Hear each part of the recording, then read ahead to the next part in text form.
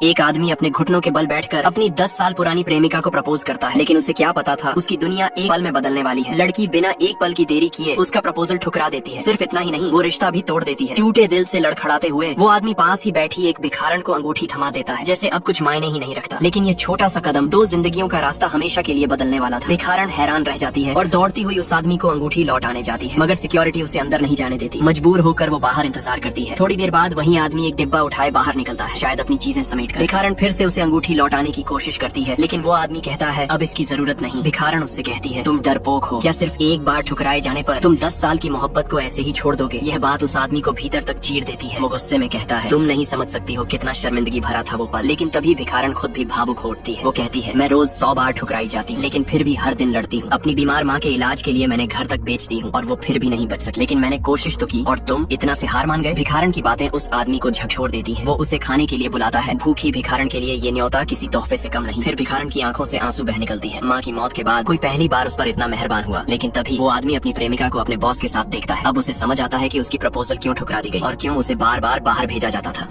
घर लौटने पर लिसा को घर में न तो नौकरानी दिखी और न ही उसकी बेटी का कोई पता। घबराई लिसा ने तुरंत पुलिस को सूचना दी। जांच के बाद जो सामने आया उसने सबको हैरान कर दिया। बच्ची को अगवा किया गया था और शक की सुई उसके पूर्व पति के गांव के सरपंच पर जा रही थी। लिसा पुलिस के साथ उस गांव पहुंचती है। उन्हें पूरा यकीन था कि उसकी बेटी जिंदा है और उसे उसी के पूर्व पति ने कहीं छुपा रखा है। लेकिन गाँव की तलाशी लेने पर बेटी का कोई सुराग नहीं मिला। एक अजीब सा पुआल का पुतला जमीन पर पड़ा था। लेकिन तभी छिपा बैठा लिसा का पूर्व पति उसे दबोच ले गया। उधर गाँव के सरपंच ने फैसला लिया लिसा की बलि दी जाएगी अंधेरे के राजकुमार को। लेकिन ये कोई इंसान नहीं, एक ऐसा राक्षस था जो सूरज की रोशनी नहीं देख सकता और हर साल सैकड़ों बच्चियों की बलि लेता था। लिसा को एक कमरे में बंद कर दिया गया। उसकी बेटी भी पास के अंधेरे गड्ढे में कैद थी। अगली सुबह दोनों को बलि देने की योजना थी, लेकिन किस्मत ने साथ दिया। कमरे का दरवाजा खुला था। लिसा भाग निकली, बेटी की तलाश में भटकती गई और एक कमरे में पहुंच गई जहां दर्जनों गर्भवती महिलाएं बंद थीं, जिन्हें उनके पतियों ने त्याग दिया था क्योंकि वे बेटियां जनने वाली थी। अगले ही पल सबकी दर्दनाक मौत उसकी आंखों के सामने हो गई। ये सब एक भयावह माया जाल था। फिर उसे अपनी नौकरानी की चीख सुनाई दी, वह भी यहाँ कैद थी। लिसा उसे छुड़ाने गई, तभी उसका पूर्व पति याद हमका। उसने लिसा पर बेरहमी से कोड़ा बरसाया। होश आने पर लिसा रेंगते हुए बाहर निकलने की कोशिश करती है, लेकिन वह एक गहरे गड्ढे में गिर जाती है। नीचे उसे सैकड़ों सताई हुई महिलाओं की लाशें दिखती हैं। डर और जीने की ललक ने उसमें ताकत भर दी। वह बाहर निकलने के लिए संघर्ष करती है।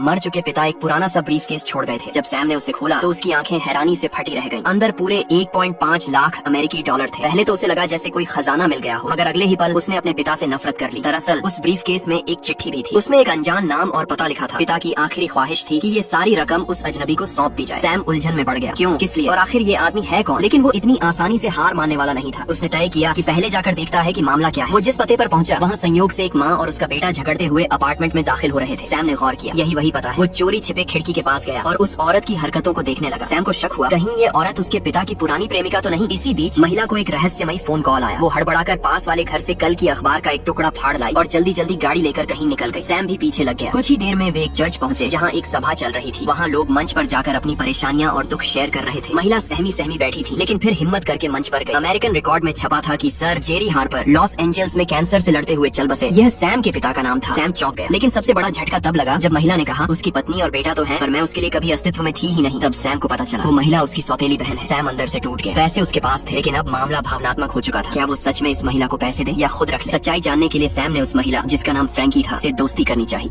17 साल बीत चुके थे। बड़ी बेटी मैरी अब एक सुंदर सयानी लड़की बन चुकी थी, लेकिन उस वहशी इंसान ओल्ड वांग की नजरें अब एक बार फिर शैतानी हो चली थी। इस बार उसकी अपनी नातिन पर। छोटी मेई को कुछ अजीब सा महसूस हुआ। उसने तुरंत मैरी को एक कोने में खींच लिया, क्योंकि वो जानती थी उसका वो दरिंदा बाप कुछ भी कर सकता है। उसने बाप से हाथ जोड़कर गुजारिश की, प्लीज मेरी बेटी को छोड़ दो। बाहर से तो वांग ने हामी भर दी, पर अंदर ही अंदर वो मेई से नफरत करने लगा। और फिर एक दिन ऐसा हादसा हुआ जिसने वांग के अंदर की हैवानियत को और भड़का दिया। एक रात जब सब सो रहे थे, उसने एक खौफनाक साजिश रच डाली। जैसे ही प्लान पूरा होने को था, शायद इंसानियत का एक कतरा उसके भीतर जाग गया। भागते हुए वो कमरे की ओर दौड़ा, लेकिन तब तक मैरी बेहोश हो चुकी थी। दम घुटने से मेई फूट फूट कर रोने लगी, पापा प्लीज हमें अस्पताल ले चलो। पर वांग डर गया, अगर बाहर निकालेगा तो कहीं सब कुछ खुल न जाए। मेई ने कहा, मैं कुछ नहीं कहूँगी, मेरा बेटा यहीं छोड़ जाओ। अगर मैंने कुछ कहा तो तुम जो चाहो कर सकते हो। आखिरकार वांग ने उन्हें अस्पताल ले जाने की इजाजत दी। डॉक्टरों ने वक्त रहते जान बचा ली, लेकिन शक की सुई घूम चुकी थी। डॉक्टर ने पूछा, इस लड़की के कोई मेडिकल रिकॉर्ड क्यों नहीं है? वांग ने झूठ बोला, वो कभी बीमार नहीं हुई, और कभी हुई भी तो निजी क्लिनिक में दिखाया। डॉक्टर मान गया, लेकिन मेई अब चुप रहने वाली नहीं थी। जैसे ही वांग एक फोन कॉल में उलझा, मेई ने टेबल पर रखे फॉर्म को पानी से भिगो दिया और वांग को नया फॉर्म लाने भेजा। इसी दौरान वो डॉक्टर के पास गई और सच उगल दिया। मैं और मेरे बच्चे 17 साल से इस आदमी द्वारा कैद में थे। पुलिस तुरंत अलर्ट हुई। जैसे ही वांग भागने की कोशिश करने लगा, अस्पताल के पुलिस गार्ड्स ने उसे रंगे हाथों पकड़ लिया।